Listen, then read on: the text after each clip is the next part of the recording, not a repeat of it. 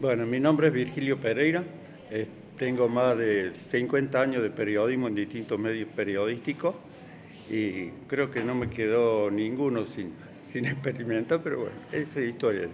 En la época del Cordobazo yo estaba en el diario Comercio y Justicia, había hecho el paso por la primera escuela de periodismo que fue la Esteban Echeverría, que dependía del Círculo de la Prensa, y cuando se desata el Cordobazo, al director de Comercio y Justicia, que era don Jorge Raúl Eguían, no le interesaban ese tipo de noticias, así que yo vivía en Vélez Sarsfield al 4000, el día 29, salí un poco antes hacia el centro, me costó muchísimo llegar al centro y me quedé unas cuadras antes de la Plaza Vélez Sarsfield viendo cómo que ahí empezaron los primeros enfrentamientos y me puse a ver, bueno, ahí ligué una porque empezaron a repartir garrotas, o venían a caballo, a pie, con todo, y se me vino un policía encima con los palos que usaban antes, porque ahora usan una goma en aquella época eran palos largos.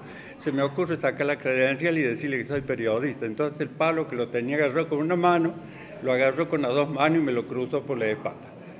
Una de las anécdotas. La otra anécdota que viví así a simple vista de espectador al día siguiente cuando fui a trabajar en Comercio y Justicia, que estaba justo al frente del Paseo Sobremonte, estaba toda esa zona tomada por el ejército. Me paran una cuadrante, el ejército, entonces le enseñan la credencial, yo trabajo ahí, una cuadra fue, el miliquito consultó con el oficial y allá dice, bueno, acompáñenme. Tenía el fusil en la mano con la bayoneta calada, me clavó la bayoneta en la espalda y así me llevó hasta Comercio y Justicia en la cuadra.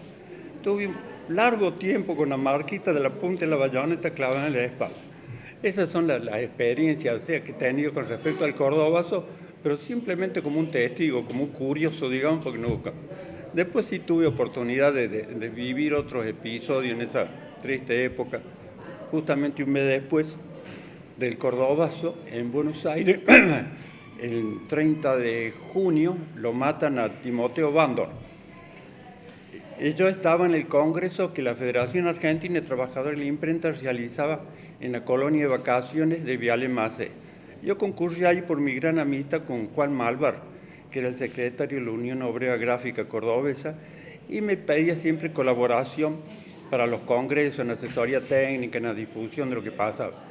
Entonces estuve ahí, el congreso lo presidió Raimundo Ongaro, que era el secretario general de la CGT Lo Argentino y secretario general del gremio gráfico. A la tarde de ese día llegó una delegación de la Policía Federal con una orden de la Justicia Federal, creo que era firmada por un ilustre juez federal que cómplice de los milicos, no quiero decir su nombre, que decía que lo tenían que llevar para resguardarle su integridad física. Se lo llevaron, ese fue el principio, un largo cautiverio que tuvo Ongaro. Y eran 96 los congresales de todo el país, se lo llevaron únicamente a algunos congresales, se fue un automóvil particular siguiendo el auto de la policía para ver de que no se lo olvidaran en el camino a Ongaro por ahí, sobre todo cuando bordeaban el dique. A la noche llegaron 4 carros de asalto de la Policía Federal y se los llevaron detenidos a todos. Absolutamente, no quedó nada más que el administrador de la colonia, la esposa, 2 chicas que vienen de Buenos Aires para la Secretaría Técnica y yo porque andaba con la credencial de Comercio y Justicia. Y al otro día los largaron a todos y cada uno de ellos, les recomendaban agarren la valija y a rajar. Cuando fueron a detener a todos los congresales, hicieron una especie de allanamiento. El oficial de la Federal, que estaba a cargo, iban con fusil en la mano. Dejó el fusil, sacó un revólver 22 largo y con ese revólver en la mano fue allanando cada una de las habitaciones donde se hospedaban los congresales. Yo alcancé a entrar a 2 o 3 argumentando mi labor periodística, metían las manos en el equipaje y buscaban bultos grandes, porque no sacaban toda la ropa, la cama, era típico de buscar o armas o explosivos o alguna otra cosa que no encontraron, porque en esa época no hubo. Esa fue la experiencia ahí en el Congreso de la FATI, que también el amigo Juan Malvar, gran amigo de Tosco, a través de él tuve el placer de conocerlo, que tuve ahí. Después otra de las experiencias que tengo es del Viborazo. Yo en esa época ya estaba en la oficina de prensa de la Gobernación y en cumplimiento de esas funciones tuve que acompañarlo a Uriburu, que es el interventor federal, a la fiesta de Leones, la fiesta nacional del trigo que se hacía en Leones. Y andaba por detrás de él, porque ya me había dado cuenta que era un desquiciado, porque los comentarios que hacían, solamente una anécdota que no tiene nada que ver con los episodios estos tristes. Estaba por recibirlo a todos los dirigentes de la principal entidad agropecuaria del país. Estaba en una oficina toda vidriada al lado de su hijo, que era el secretario privado, y le dice al hijo, mira estos gringos. Y dice, ¿sabe lo que debe ser para estos gringos que los recibo yo? Bueno, eso para dar una idea, ¿no?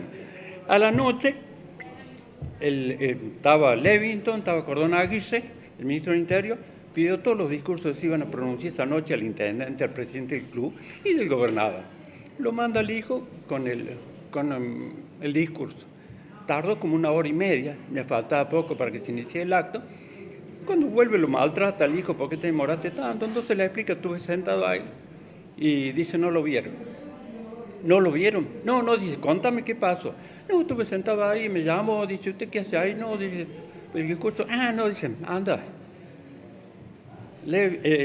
Uriburu agarró el discurso, lo hizo en bollo, lo tiró un cesto y redactó otro discurso, que es el que pronuncia donde le pide a Dios que le den mandato para cortarle la cabeza a la víbora de la subversión.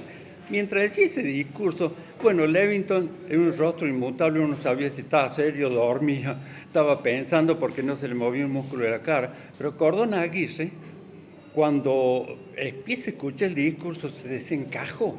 Pero el rostro demostraba el odio que tenía encima de habérsele... Y entraron a averiguar quién le había controlado ese discurso. No sé lo que habrá pasado en su interior, en el grupo, ahí cuando alguien le dijo, no, nadie lo vio.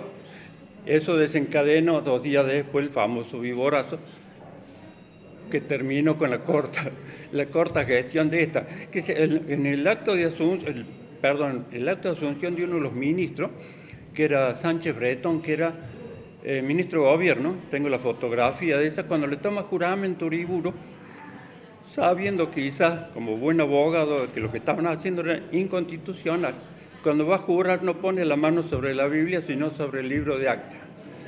Tengo la fotografía esa donde está con la mano arriba del libro de acta, jurando por Dios y los santos ángeles. Esas fueron las anécdotas de las cuales me tocó participar. También como...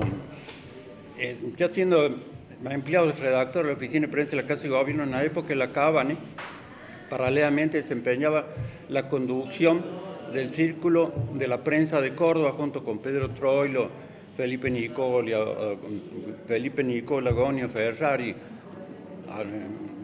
García, un grupo de ilustres colegas que lamentablemente la mayoría ha fallecido, y 2 de los afiliados, el Gonio Ferrari por LB3 y el periodista que cubría para LB2, para La Voz del Interior, se quejaron, denunciaron al gremio que cuando iban a prensa pasaban los informes, le escuchaban las conversaciones, pasaban los informes por teléfono, no había otra forma, entonces le escuchaban las conversaciones y después los presionaban. Todo esto de los funcionarios de la Cábane. Y entonces lo denunciaron al gremio porque la conducción de prensa estaba a cargo de un colega que ya falleció, que era secretario de prensa, y la presión la hacía juntamente con el director de difusión, que era otro colega que ya falleció. Como ambos eran miembros, socios del Círculo de la Prensa, los denunciaron. Yo, que estaba en la comisión directiva, que ejercía el cargo de secretario, junto con todo el resto de la comisión, consideramos que era grave las acusaciones, entonces los suspendimos como socios, llevamos los antecedentes a una asamblea extraordinaria convocada a tal fin. La asamblea extraordinaria, por unanimidad, luego de analizar todos los hechos, decidió expulsarlo. Y estos 2 funcionarios se convirtieron en los primeros funcionarios de gobierno expulsados por la entidad sindical a la que pertenecía. Tienen el récord, se lo llevaron a la tumba el récord, pero tienen ese récord. ¿Eso qué nos significó a nosotros? Al día siguiente nos empezaron a amenazar de muerte a Troilo, a Nicola, al Gonio Ferrari, Toto también está en la comisión, pero que lo que amenazaron fue el Gonio se fue. Yo tuve el privilegio que la amenaza de muerte me la hicieron en forma personal, porque como trabajaba en prensa Casa de Gobierno, me fue a buscar a una reunión de comisión una niña de la JP que trabajaba en prensa, me invitó cordialmente a tomar un café, y en el medio del café me dice: mira, yo te aprecio mucho, pero te voy a dar un consejo. Haz las valijas esta noche, desaparece, porque donde te encuentre te van a hacer bomba, y vos sabes por qué. ¿Qué iba a irme? Yo ya era separado, tenía a mi hijo en Córdoba, entonces digo, ¿qué me voy a ir que dejar la familia acá? Si me persecutan, me perseguían en auto de noche, llamas telefónicas, y lo más vil que hicieron es pasar por la casa donde vivían mi hijo y la acribillaron a balas. Es otra anécdota de esa triste época. Juremos con gloria morir.